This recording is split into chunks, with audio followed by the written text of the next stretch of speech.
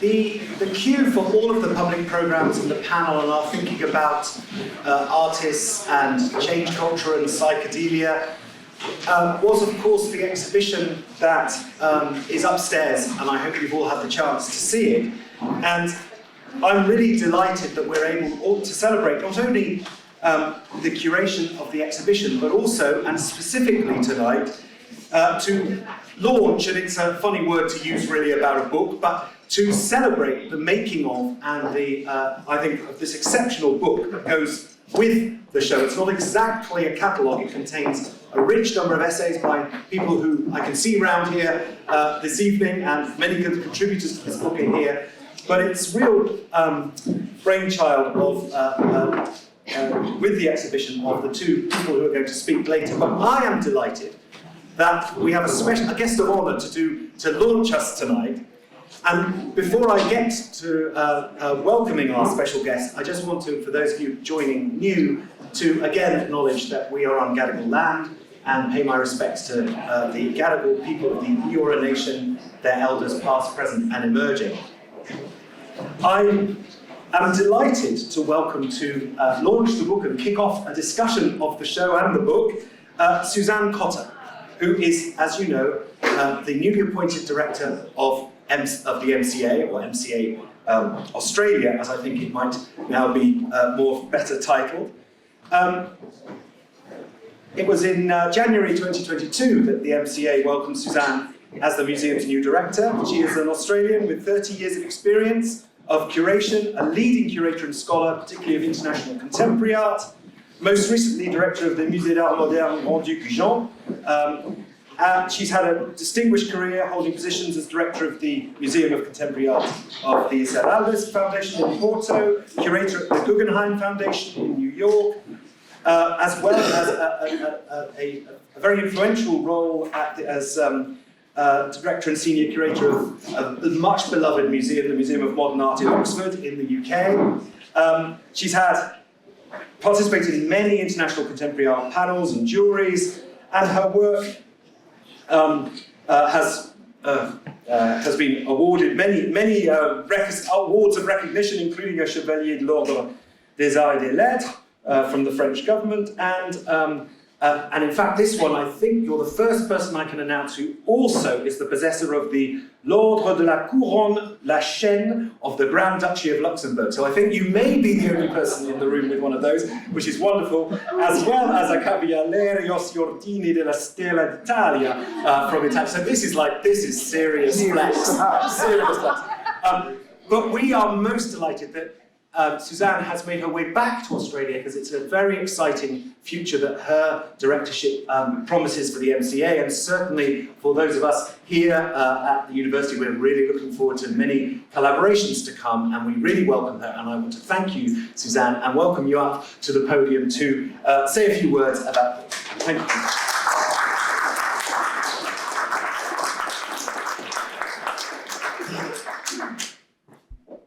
Hi, everybody. Thank you so much, Mark, for that very fulsome welcome and introduction. Hi, everybody. Just had a little sip of bubbles, so that's good after the psychedelia discussion. That's great. I would also just like to acknowledge and pay my respects to the traditional owners of the Gadi people of the Eora Nation. And I would also like to pay my respects to their elders past, present and emerging, and to all Gadi and First Nations people who are present here this evening. Thank you again, Mark, and everyone at the Power Institute for this lovely invitation to launch this publication, Light and Darkness. Sorry, I wrote the title incorrectly in my notes, so it's Light and Darkness, Late Modernism and the Power Collection. This invitation actually was sitting on my desk when I arrived at the MCA in January this year. So it was, you've been on my mind for a long time. And thank you for it, it's very exciting.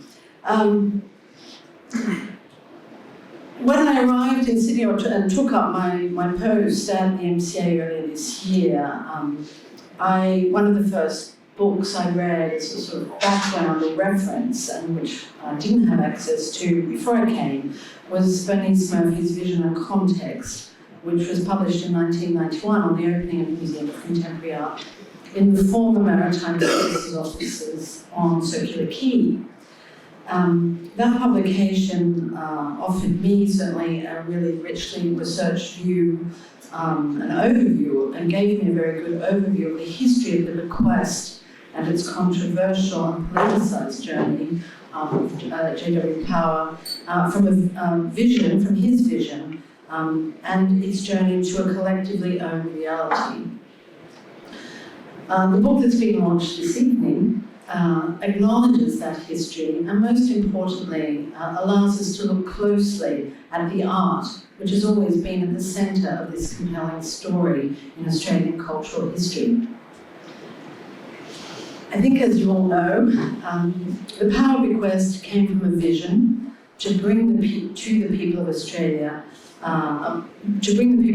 in more direct touch with the latest developments in other countries, and from a desire to contribute to shaping Australian culture at that time. Power's vision for a Museum of Contemporary Art in 1939 already was in many ways of and ahead of its time.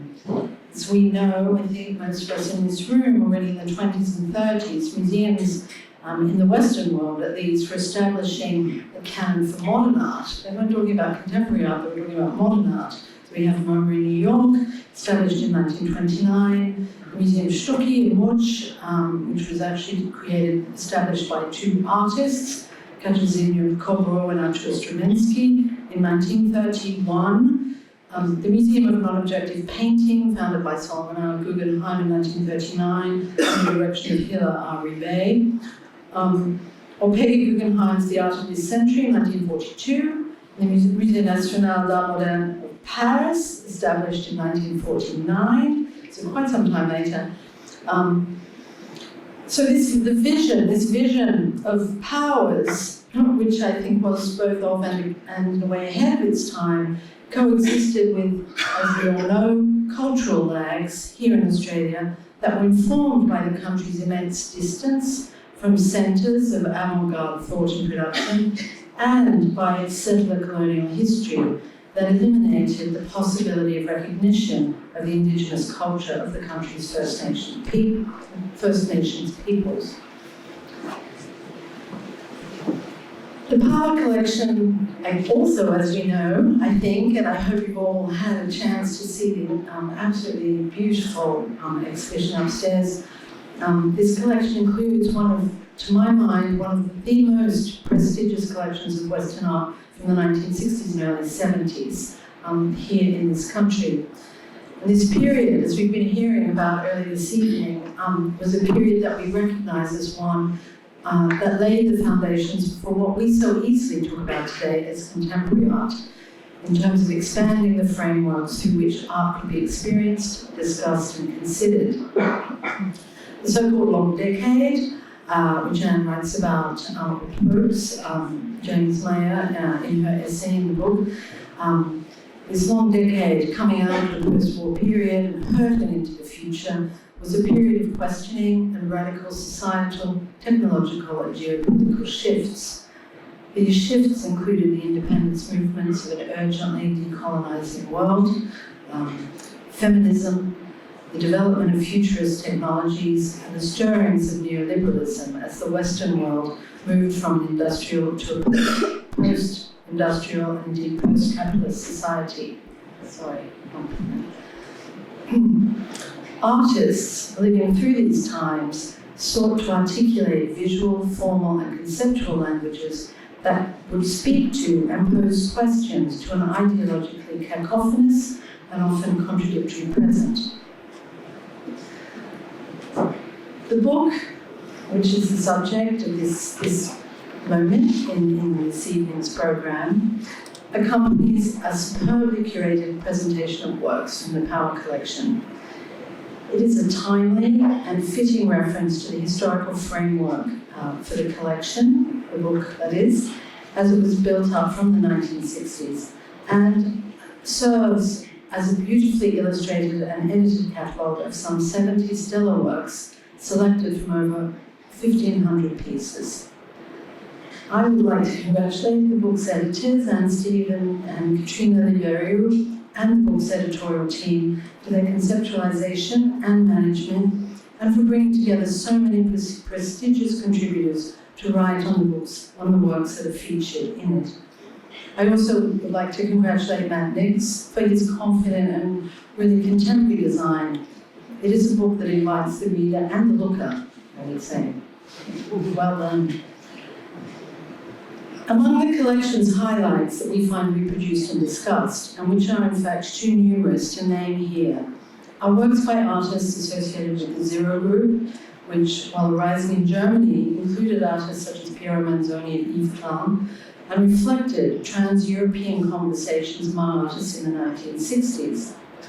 Also included are works by proponents of what were defined as op and kinetic art, that saw artists from England, France, and Greece, to Venezuela, Argentina, and New Zealand, creating works that spoke to the vibrations of a new technological age.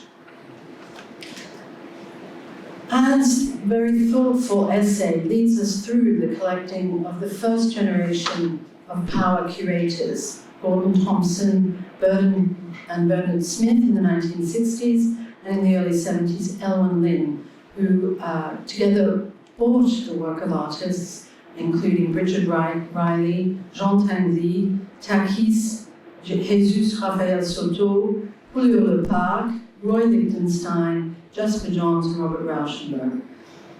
We read of the curators' choices being defined in part, and not surprisingly, by their purse at the time, which led to their focus on an emerging generation of artists.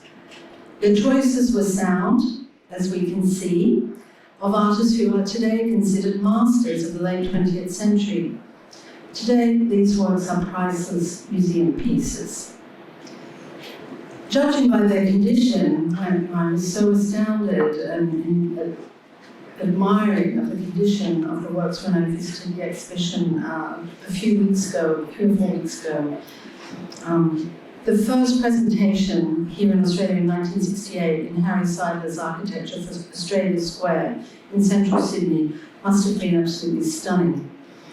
I think it's interesting to think about the time and the context in which these works were being brought to the attention of the Australian public. As we know, in 1969, 1 year later, John Caldwell brought to Australia the Paris-based Bulgarian artist Christo for his wrapping of Little Bay. But I think too it's interesting to remember that, as in many parts of the world, the 60s in Australia was a period of immense cultural change and shifts, and also reckonings. When, in 1965, Charles Perkins had led a group of fellow University of Sydney students on the Freedom Ride to highlight discrimination against Australia's First Nation peoples. And in 1967, the country's constitution was changed following a nationwide referendum to recognise Indigenous peoples as part of the population.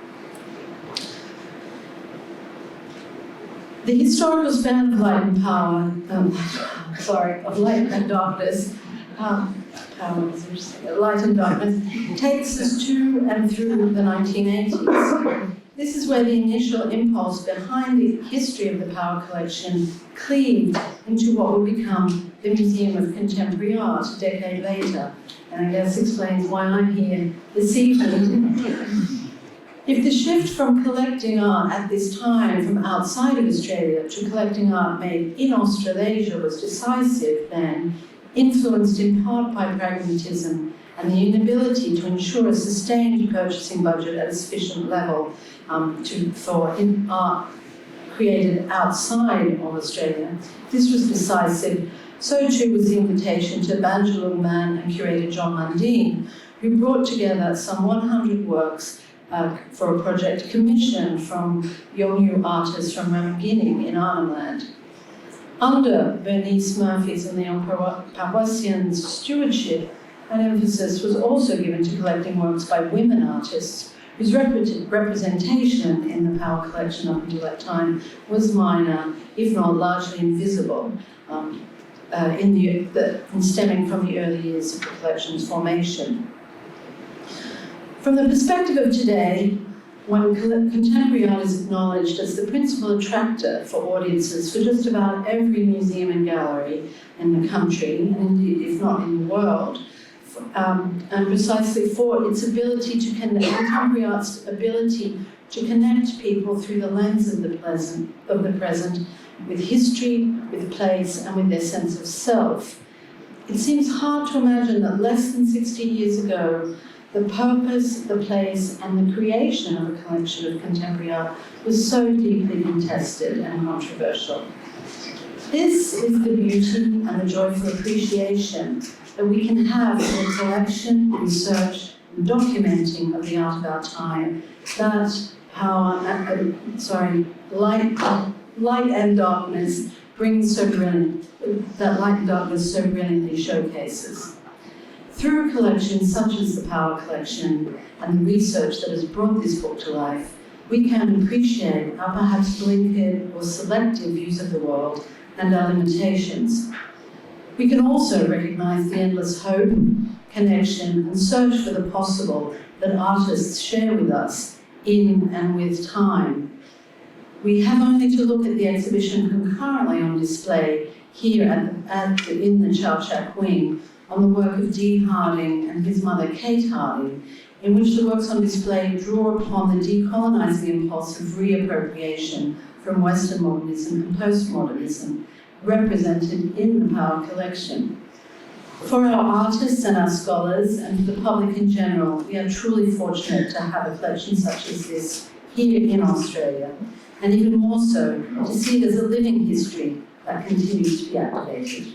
Congratulations. Thank you so much, Suzanne, and so many words that we can develop. But it's really an enormous pleasure for me to stop talking for a moment and actually hand over to the people that have made this exhibition happen. A lot of people involved in the book, and thank you, Suzanne, for your effects. But Anne Stephen is perhaps the single person who has done the most over the last, I would say, at least 2 decades to bring Power, his legacy, the collection, the sheer excitement and importance of the Power Collection to the attention, re-bringing to the attention of the Australian public and to all of us, both in the university and beyond. First through the pioneering reconstruction of John Power's own work and show, and now, together with Katrina, in this extraordinary sort of revelation of works, as you say, Suzanne, some of them in the most spectacular condition. I mean, how many people are going to see a Gunter in this good a state anywhere, in the world at the moment? And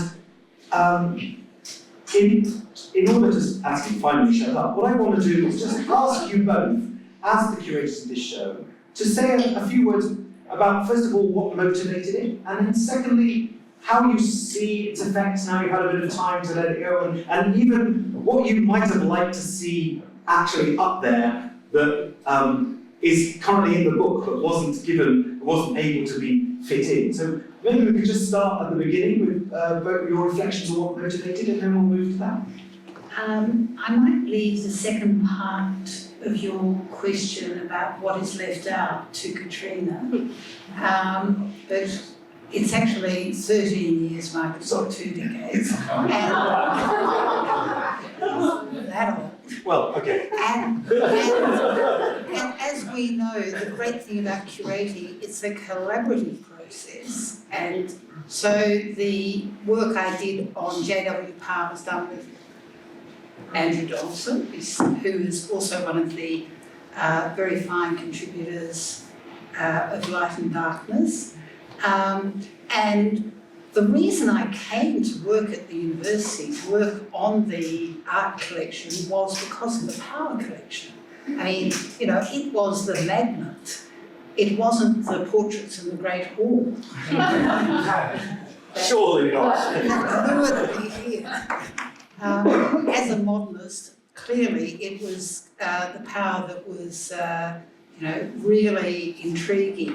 And JW Power likewise. I mean, Virginia Spate had done some work and was wanting to do a biography and exhibition, but those plans never came to fruition. But we were very fortunate in inviting her to contribute a short essay to our JW Power thing. But just to return to your opening comments, listing those historic collections of modernism, and amongst those collections, the Stucki, for instance, Kobro and Strzeminski's great project, well, they were part of Abstraction Création, which Power was a member of. And so it was that idea of modernism having to be collected and have a home that I think Power took with him in the terrible days when he and his partner Edith fled Paris. And he actually wrote the will in 1939, a terrible year, on the Isle of Jersey. And so the very last piece of correspondence we have from him is a postcard he wrote to a nephew saying, "The Germans are about to enter, it's the end, I have no future." So, you know, with terrible sense of foreboding, he imagined another world, and thank God he thought of all places, the University of Sydney. And I'm getting a bit art historical here, but the University of Sydney did not know what to do with this will. They were overwhelmed by the scale of it. There was no art history here in Sydney. There was one art history department in the whole of Australia. Joseph Burke, the first professor at Melbourne, 1948, very late.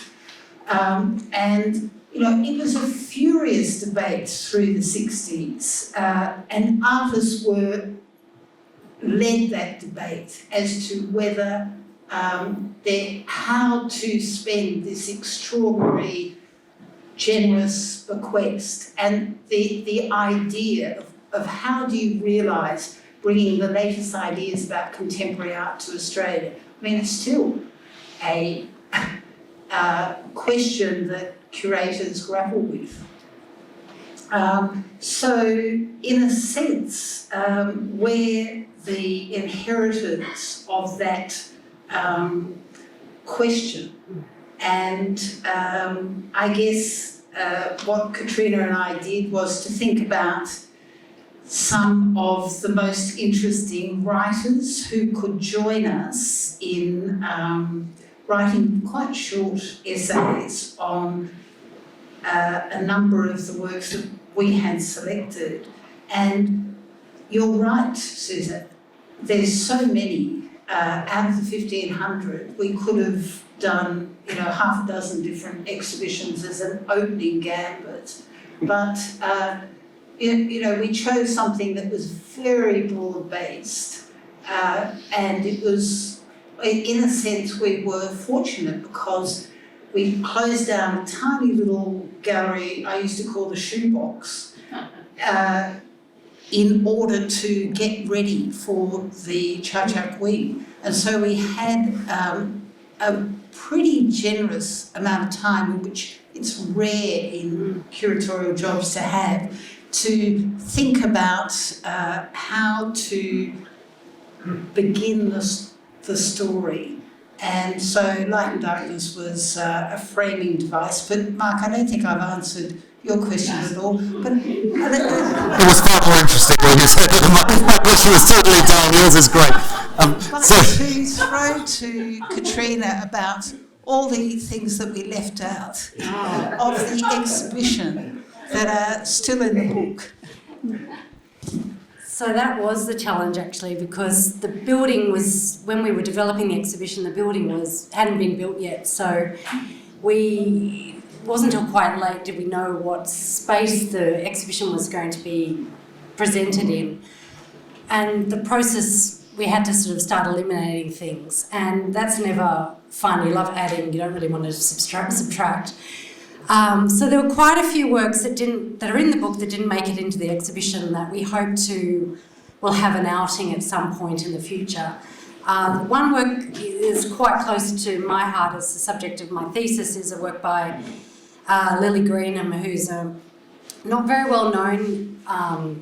Actually, she's had an amazing career and she was very well known in a number of fields that she crossed over, but it's the only work of hers in an Australian collection. And she conceived it as the work dates from 1962. It was one of the first acquisitions of the Power Collection in 1967, so pretty remarkable. She was showing at Denis René Gallery in Paris. She was certainly in the centre of things there, and she was an artist who she came up with a process of a kind of a collage that she used kind of fluorescent paper, and she made these sort of intricate patterns, and then she combined that with a lighting system which would then alter your perception, what you saw. And I think she would have been amazing with LSD. I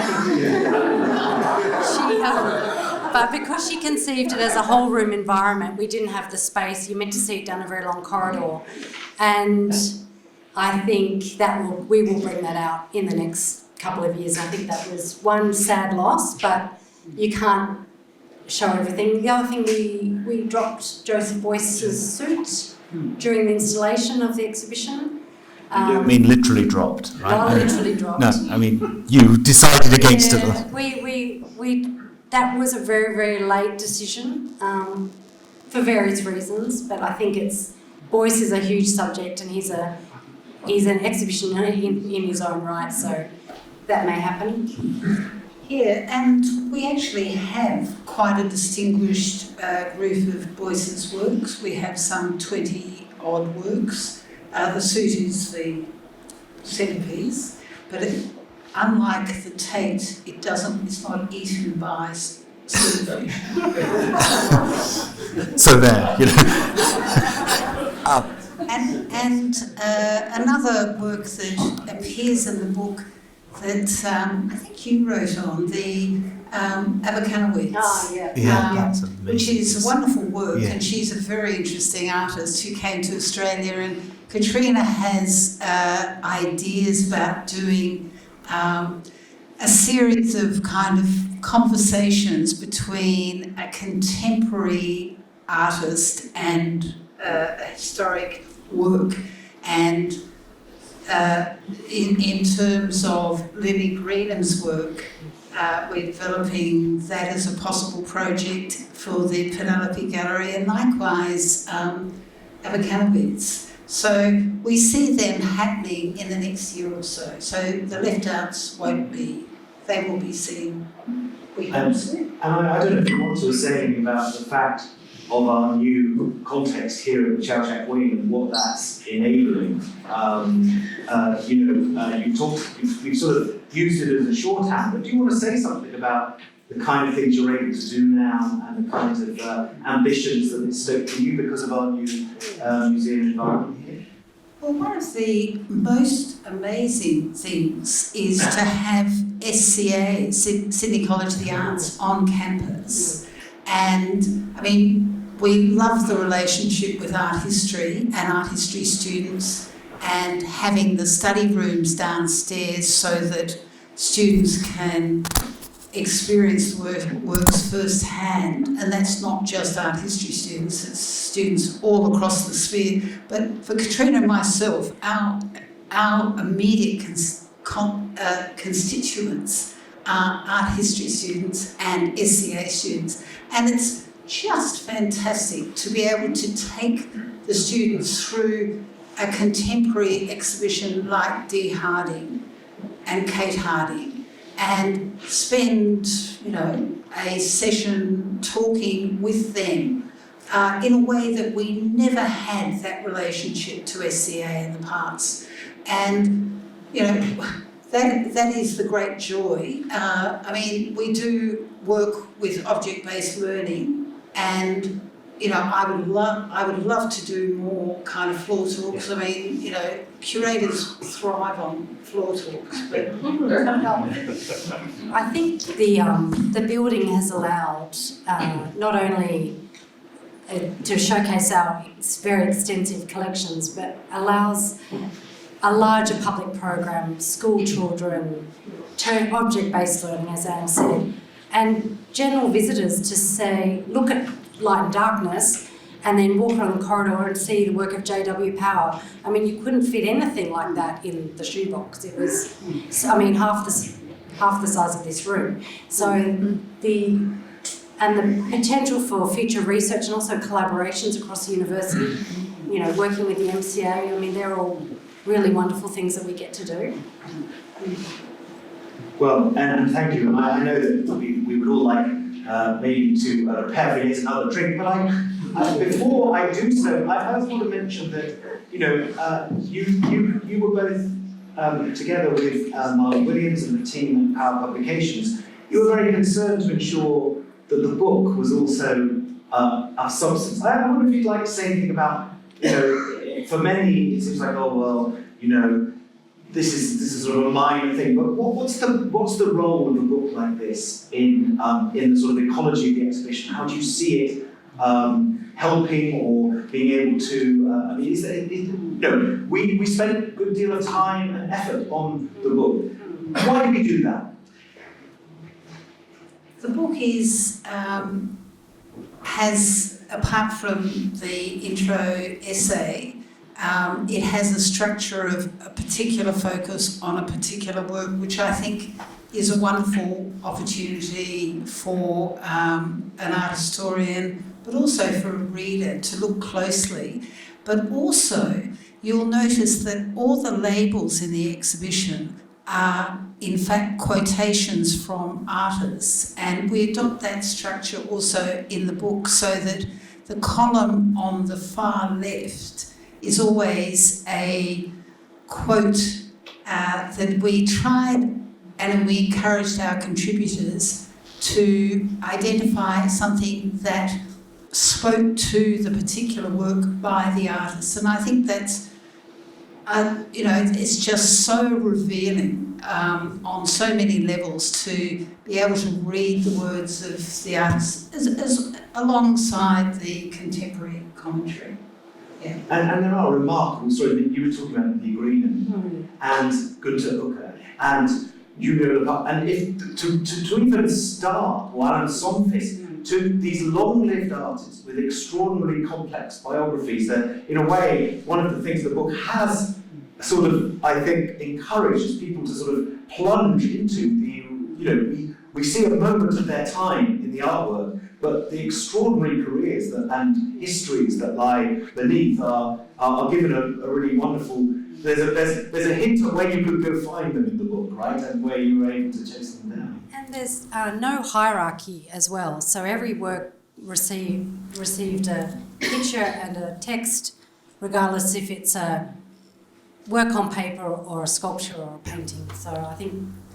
Yes, yeah. So that say, I was so pleased. The Power collection has minimal amount of conceptual works, minimal amount of minimal work. So sadly, but I was so delighted that we do have the Onkawara telegrams, and so Katrina's right. Those 3 little telegrams to Elwyn Lynn, I'm still alive. Have the weight of a major work like Tangley's Sisyphus, the great kinetic machine. So that's right. Well, I know that you have some closing words to say, and I want to hand over to you for that. But I want to, on behalf of everyone here, on behalf of everyone who's seen the exhibition, thank you both for the care and attention you brought to emerging and curating a wonderful show, but also to the book, which is a real testament not only to your expertise, but to the designer, to the publications team, and everyone involved in it. So thank you very much indeed. Thank you.